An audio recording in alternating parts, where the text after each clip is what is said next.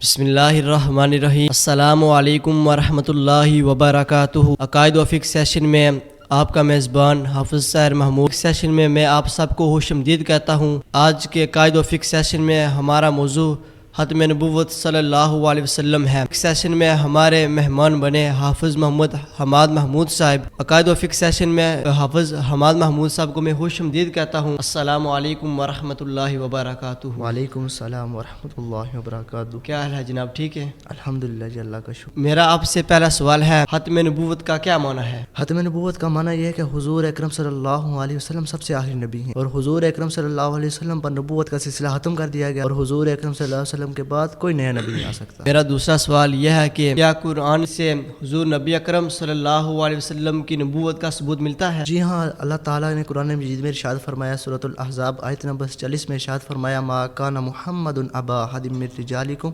ولکن رسول اللہ وخاتم النبیین۔ نہیں ہے محمد صلی اللہ علیہ وسلم تمہارے مردوں میں سے کسی کے باپ، بلکہ وہ اللہ تعالیٰ کے رسول اور خاتم النبیین۔ میرا آپ سے تیسرا سوال یہ ہے کہ کیا احادیث مبارکہ سے حضور نبی اکرم صلی اللہ علیہ وسلم کی نبوت کا ثبوت ملتا ہے؟ جی ہاں، صحیح بخاری کی حدیث ہے کہ حضور اکرم صلی اللہ علیہ وسلم نے فرمایا کہ میری اور مجھ سے پہلے انبیاء کی مثال ایسی ہے کہ ایک شخص نے ایک بہت حسین اور جمیل عمارت بنائی، لوگ اس کے ارد گرد پھرتے ہیں اور اس کی خوبصورتی پر حیران ہوتے ہیں، اور ساتھ میں یہ بھی کہتے ہیں کہ اس جگہ اینٹ کیوں نہیں رکھی گئی، اور وہ اینٹ میں ہوں اور میں خاتم النبیین۔ اور صحیح مسلم کی حدیث ہے، حضور اکرم صلی اللہ علیہ وسلم نے فرمایا کہ مجھے انبیاء پر 6 چیزوں میں فضیلت دی گئی ہے۔ مجھے جوامع الکلم عطا کیا گیا، مال غنیمت میرے لیے حلال کر دیا گیا، پوری زمین کو میرے لیے مسجد بنا دیا گیا، اور مجھے تمام مخلوق کے لیے رسول بنا کر بھیجا گیا، اور مجھ پر نبیوں کا سلسلہ ختم کر دیا گیا۔ جامعہ ترمذی کی حدیث ہے کہ حضور اکرم صلی اللہ علیہ وسلم نے فرمایا کہ اگر میرے بعد کسی کا نبی ہونا ممکن ہوتا تو حضرت عمر ہوتے، لیکن مجھ پر نبوت کا سلسلہ ختم کر دیا گیا۔